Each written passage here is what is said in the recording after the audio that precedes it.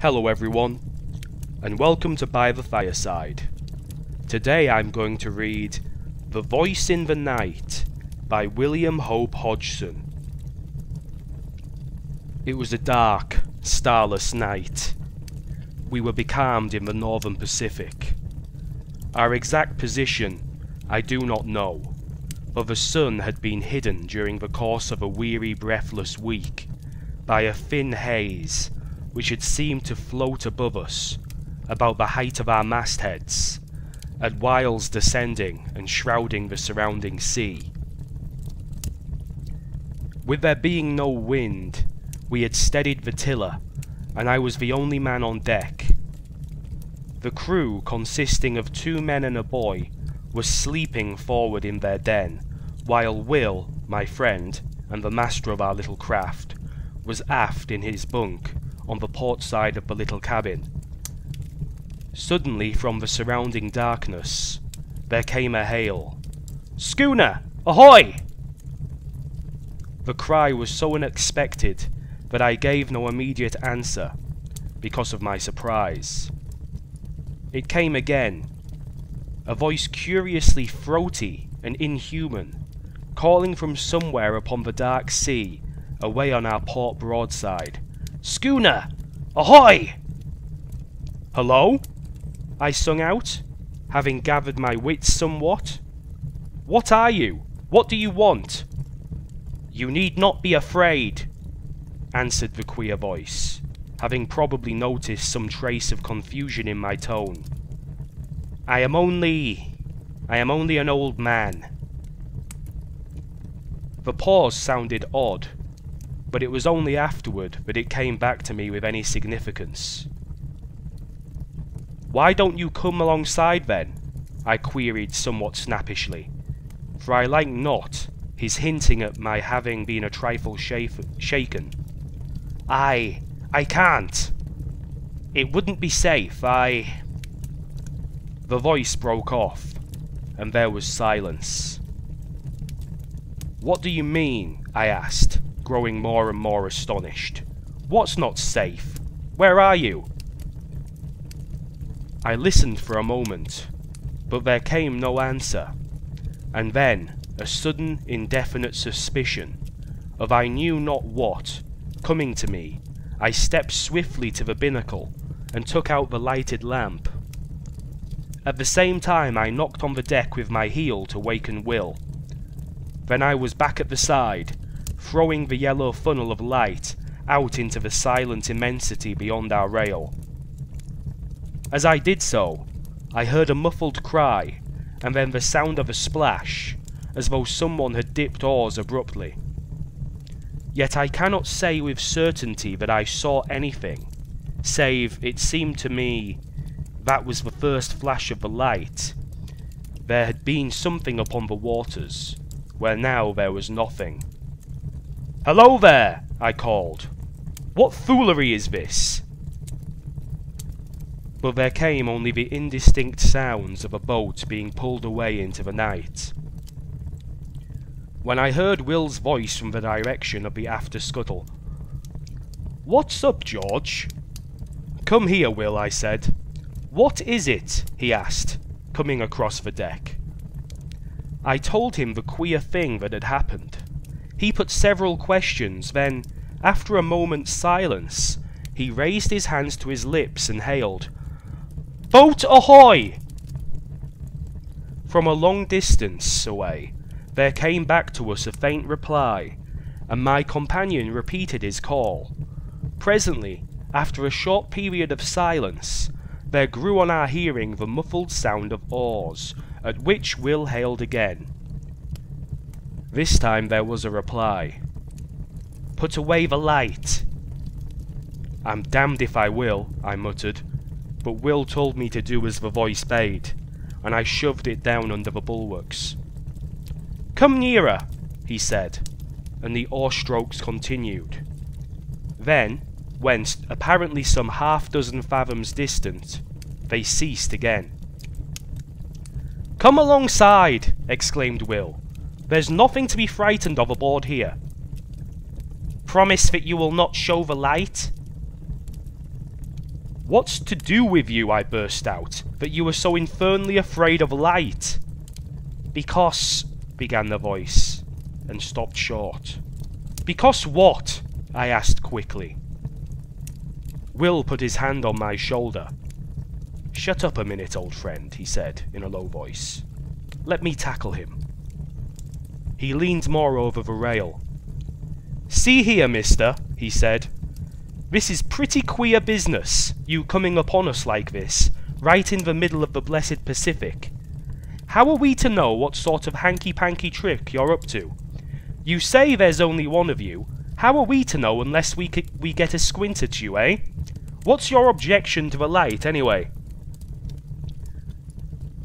As he finished, I heard the noise of the oars again, and then the voice came, but now from a greater distance, and sounding extremely hopeless and pathetic. "I am sorry. I would not have troubled you, only I am hungry, and so is she." The voice died away, and the sound of the oars, dipping irregularly, was borne to us. "Stop!" sang out Will. "I don't want to drive you away. Come back. We'll keep the light hidden if you don't like it." He turned to me. "It's a damn queer rig, this, but I think there's nothing to be afraid of." There was a question in his tone, and I replied, "No, I think the poor devil's been wrecked around here and gone crazy." The sound of the oars drew nearer. "Shove that lamp back in the binnacle," said Will. Then he leaned over the rail and listened. I replaced the lamp and came back to his side. The dipping of the oars ceased some dozen yards distant. "Won't you come alongside now?" asked Will in an even voice. "I have had the lamp put back in the binnacle." I cannot," replied the voice. "I dare not come nearer. I dare not even pay you for the provisions." "That's all right," said Will, and hesitated. "You're welcome to as much grub as you can take." Again he hesitated. "You are very good," exclaimed the voice. "May God, who understands everything, reward you." It broke off huskily. The lady," said Will abruptly, "is she—" "I have left her behind upon the island," came the voice. "What island?" I cut in. "I know not its name," returned the voice. "I would to God—" it began, and checked itself as suddenly. "Could we not send a boat for her?" asked Will at this point. "No!" said the voice, with extraordinary emphasis. "My God, no!" There was a moment's pause. Then it added, in a tone which seemed a merited reproach, "It was because of our want that I ventured, because her agony tortured me." "I am a forgetful brute!" exclaimed Will.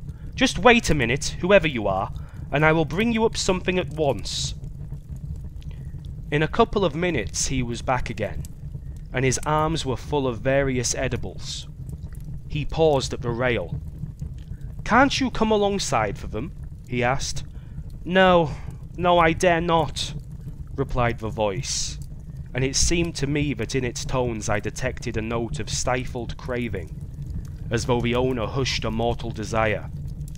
It came to me then in a flash that the poor old creature out there in the darkness was suffering for actual need for that which Will held in his arms, and yet, because of some unintelligible dread, refrained from dashing to the side of our schooner and retrieving it.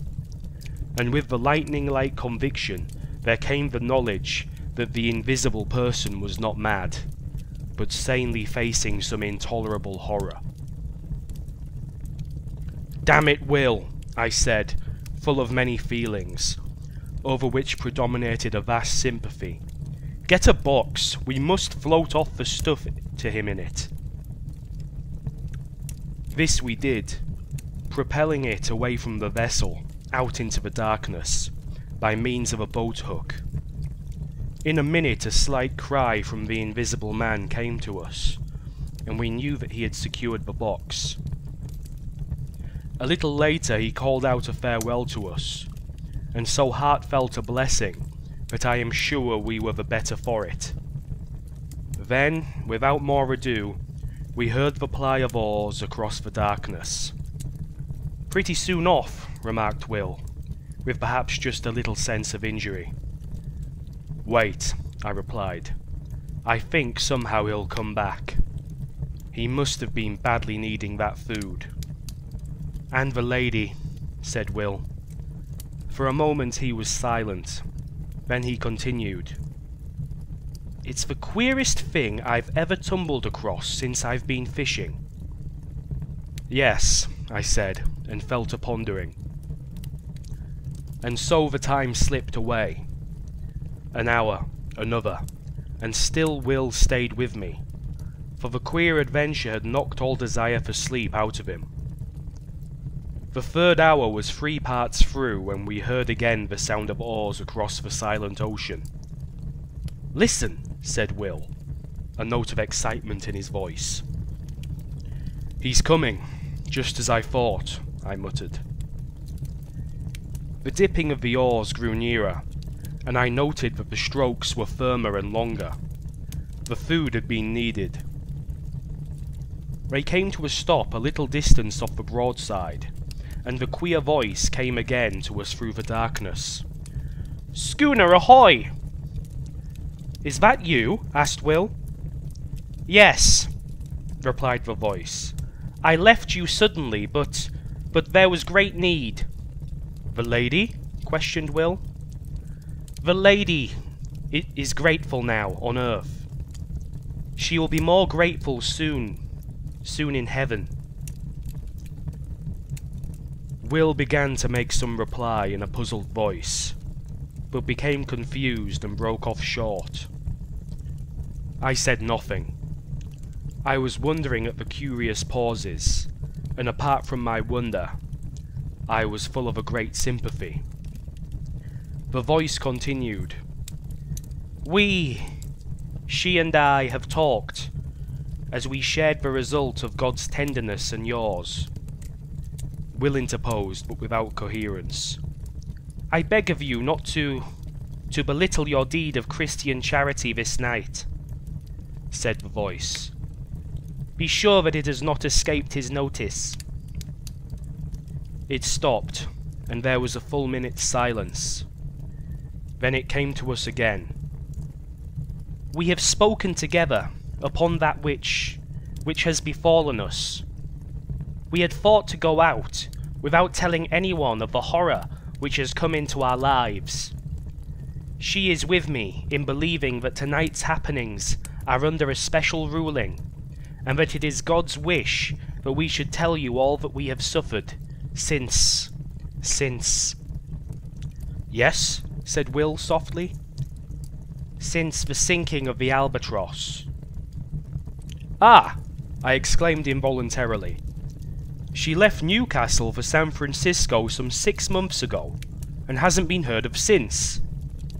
"Yes," answered the voice, "but some few degrees north of the line, she was caught in a terrible storm and dismasted. When the day came, it was found that she was leaking badly, and presently, it falling to a calm, the sailors took the boats, leaving a young lady, my fiancée, and myself upon the wreck. We were below, gathering together few of our belongings when they left. They were entirely callous through fear, and when we came upon the decks, we saw them only as small shapes afar off upon the horizon. Yet we did not despair, but set to work and constructed a small raft. Upon this we put such few matters as it would hold, including a quantity of water and some ship's biscuit. Then, the vessel being very deep in the water, we got ourselves onto the raft and pushed off.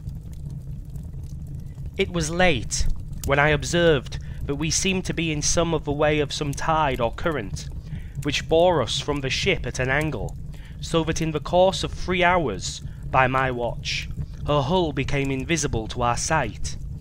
her broken masts remaining in view for a somewhat longer period. Then, towards evening, it grew misty, and so through the night. The next day we were still encompassed by the mist, the weather remaining quiet. For 4 days we drifted through this strange haze, until, on the evening of the 4th day, there grew upon our ears the murmur of breakers at a distance. Gradually it became plainer, and, somewhat after midnight, it appeared to sound upon either hand at no very great space. The raft was raised upon a swell several times, and then we were in smooth water, and the noise of the breakers behind.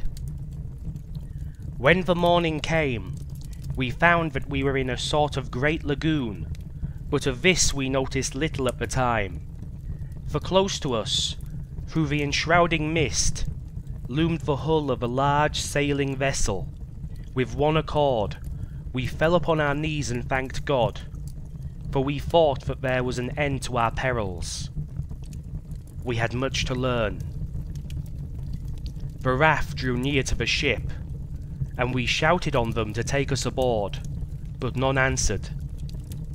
Presently the raft touched against the side of the vessel, and seeing a rope hanging downward, I seized it and began to climb. Yet I had much ado to make my way up, because of a kind of grey, lichenous fungus that had seized upon the rope, and which blotched the side of the ship lividly. I reached the rail and clambered over it onto the deck. Here I saw that the decks were covered in grey patches with grey masses, some of them rising into nodules several feet in height, but at the time I thought less of this matter than of the possibility of there being people aboard the ship. I shouted, but none answered. Then I went to the door below the poop deck. I opened it and peered in. There was a great smell of staleness, so that I knew in a moment that nothing living was within, and with the knowledge, I shut the door quickly, for I felt suddenly lonely.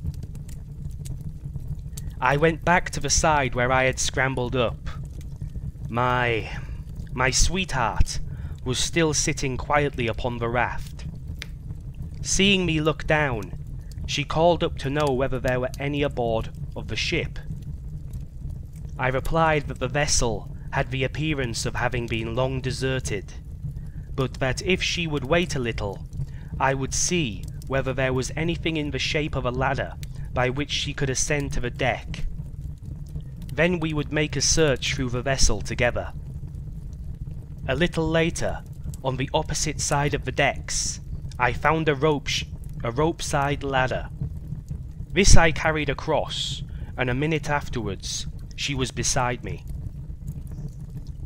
Together we explored the cabins and apartments in the after part of the ship, but nowhere was there any sign of life. Here and there, within the cabins themselves, we came across odd patches of that queer fungus, but this, as my sweetheart said, could be cleansed away. In the end, having assured ourselves that the portion of the vessel was empty, we picked our ways to the bows, between the ugly grey nodules of that strange growth, and here we made a further search, which told us that there was indeed none aboard but ourselves.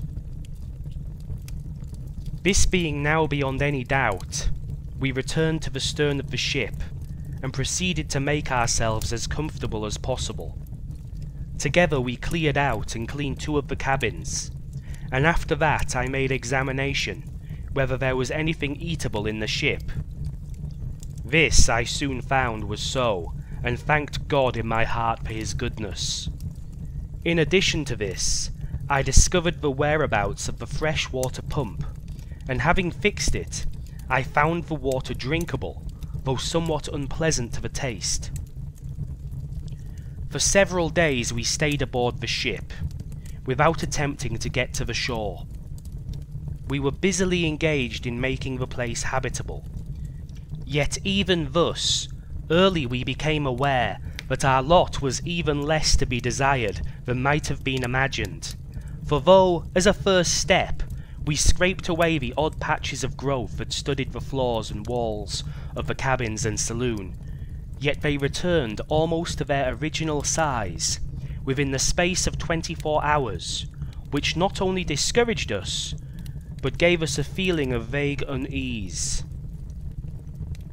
Still, we would not admit ourselves beaten, so set to work afresh, and not only scraped away the fungus, but soaked the places where it had been with carbolic, a can, full of which I had found in the pantry. Yet by the end of the week, the growth had returned in full strength, and in addition, it had spread to other places, as though our touching it had allowed germs from it to travel elsewhere. On the 7th morning, my sweetheart woke to find a small patch of it growing on her pillow, close to her face. At that she came to me, as soon as she could get her garments upon her. I was in the gallery at the time, lighting the fire for breakfast. "Come here, John," she said, and led me aft. When I saw the thing upon her pillow I shuddered, and then and there we agreed to go right out of the ship and see whether we could not fare to make ourselves more comfortable ashore. Hurriedly we gathered together a few of our belongings, and even among these I found that the fungus had been at work, for one of her shawls had a little lump of it growing near one edge. I threw the whole thing over the side without saying anything to her. The raft was still alongside, but it was too clumsy to guide, and I lowered down a small boat that hung across the stern, and in this we made our way to the shore. Yet, as we drew near to it, I became gradually aware that here the vile fungus, which had driven us from the ship, was growing riot. In places it rose into horrible, fantastic mounds, which seemed almost to quiver, as with a quiet life, when the wind blew across them. Here and there it took on the forms of vast fingers, and in others it just spread out flat and smooth and treacherous. Odd places, it appeared as grotesque stunted trees, seeming extraordinarily kinked and gnarled, the whole quaking vilely at times. At first, it seemed to us that there was no single portion of the surrounding shore which was not hidden beneath the masses of the hideous lichen. Yet, in this, I found we were mistaken, for somewhat later, coasting along the shore at a little distance, we described a smooth white patch of what appeared to be fine sand, and there we landed. It was not sand. What it was I do not know. All that I have observed is that upon it the fungus will not grow, while everywhere else, save where the sand-like earth wanders oddly, pathwise, amid the grey desolation of the lichen, there is nothing but that loathsome greyness. It is difficult to make you understand how cheered we were to find one place that was absolutely free from the growth, and here we deposited our belongings. Then we went back to the ship for such things as it seemed to us we should need. Among other matters, I managed to bring ashore with me one of the ship's sails, with which I constructed 2 small tents, which, though exceedingly rough-shaped, served the purposes for which they were intended. In these we lived and stored our various necessities, and thus for a matter of some 4 weeks, all went smoothly, and without particular unhappiness. Indeed, I may say with much happiness, for we were together. It was on the thumb of her right hand that the growth first showed. It was only a small circular spot, much like a little grey mole. My God, how the fear leaped to my heart when she showed me the place. We cleansed it between us, washing it with carbolic and water. In the morning of the following day, she showed her hand to me again. The grey, warty thing had returned. For a little while, we looked at one another in silence. Then, still wordless, we started again to remove it. In the midst of the operation, she spoke suddenly. "What's that on the side of your face, dear?" Her voice was sharp with anxiety. I put my hand up to feel. "There, under the hair by your ear, a little to the front of it." My finger rested upon the place, and then I knew. "Let us get your thumb done first," I said, and she submitted, only because she was afraid to touch me until it was cleansed. I finished washing and disinfecting her thumb, and then she turned to my face.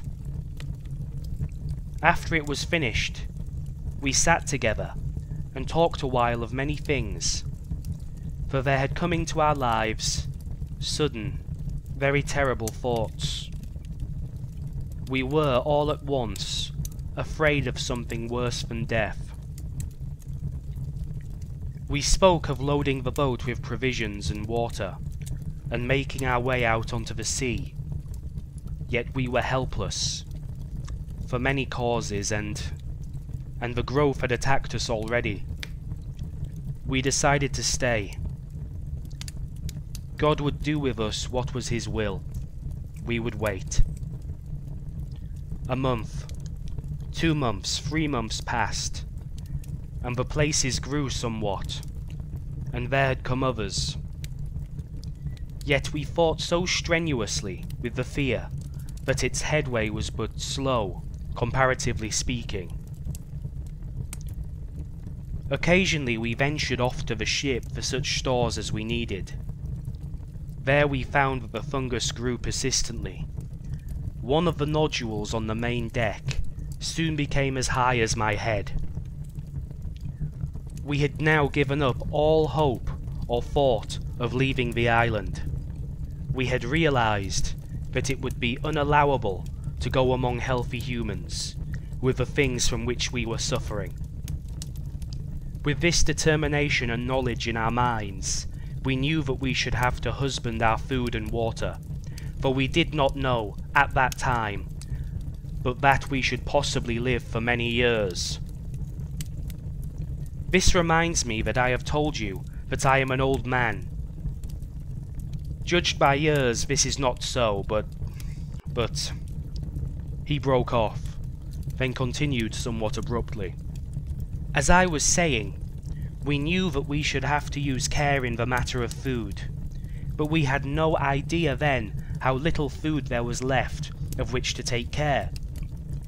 It was a week later that I made the discovery that all the other bread tanks, which I had supposed full, were empty, and that beyond the odd tins of vegetables and meat and some other matters, we had nothing on which to depend, but the bread in the tank which I had already opened. After learning this, I bestirred myself to do what I could, and to set to work at fishing in the lagoon, but with no success. At this, I was somewhat inclined to feel desperate, until the thought came to me to try outside the lagoon, in the open sea. Here at times I caught odd fish, but so infrequently that they proved of but little help in keeping us from the hunger which threatened. It seemed to me that our deaths were likely to come by hunger, and not by the growth of the thing which had seized upon our bodies.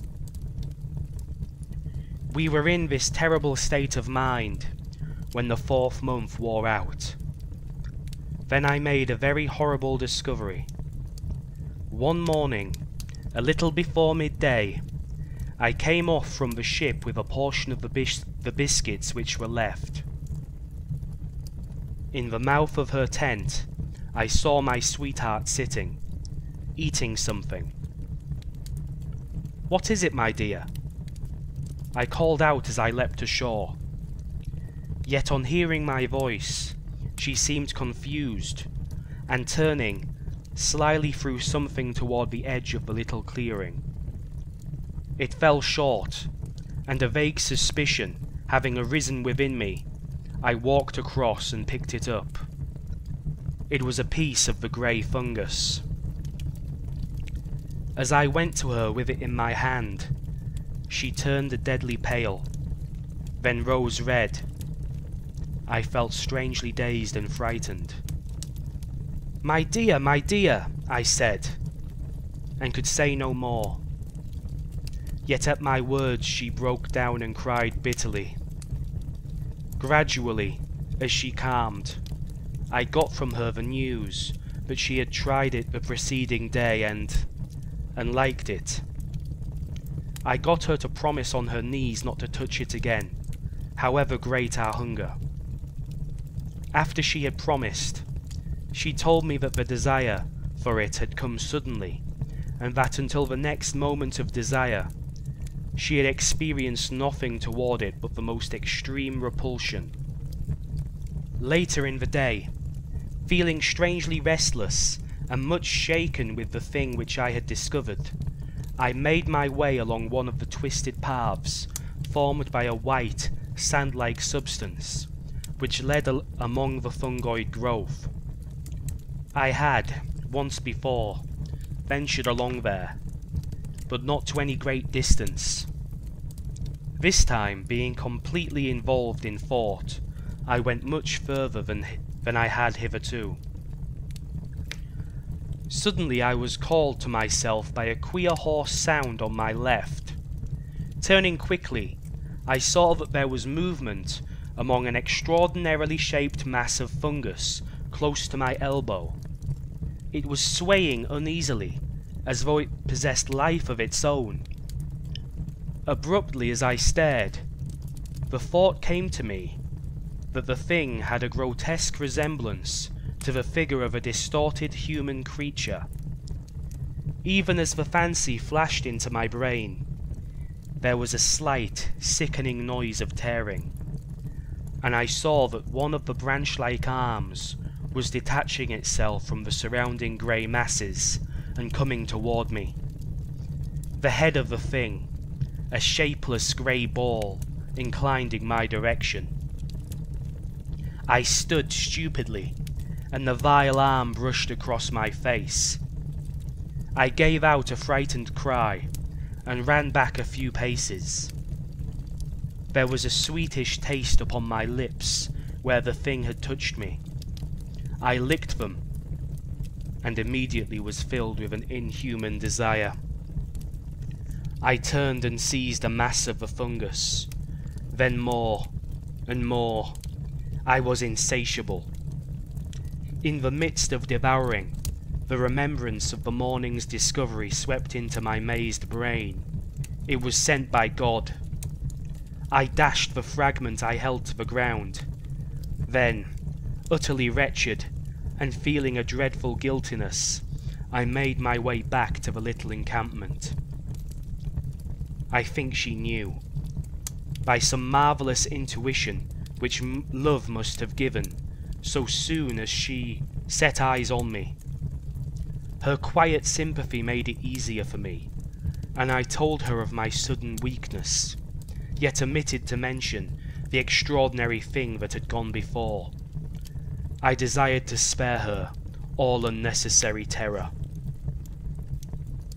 But for myself, I had added an intolerable knowledge, to breed an incessant terror in my brain, for I doubted not but that I had seen the end of one of these men who had come to the island in the ship on the lagoon. In that monstrous ending, I had seen our own.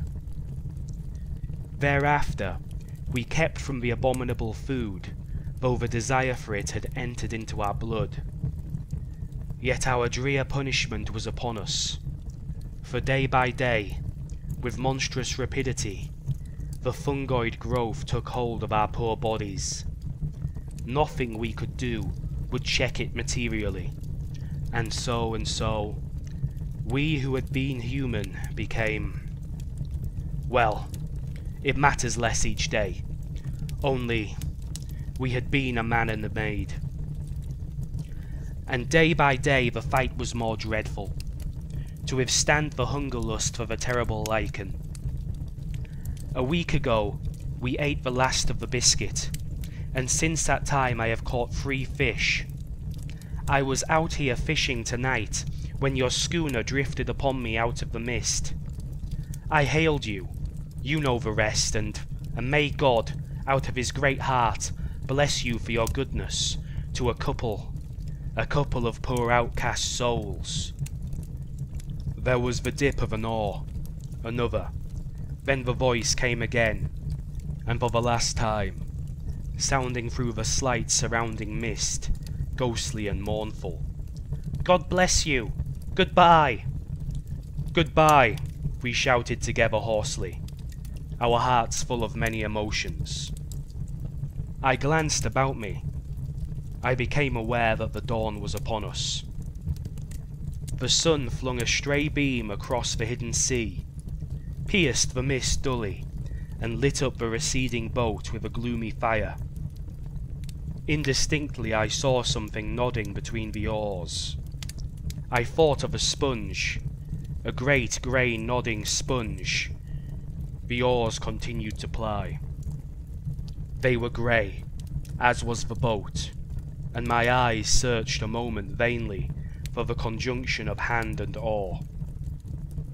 My gaze flashed back to the head. It nodded forward as the oars went backward for the stroke. Then the oars dipped, and the boat shot out of the patch of light, and the thing went nodding into the mist.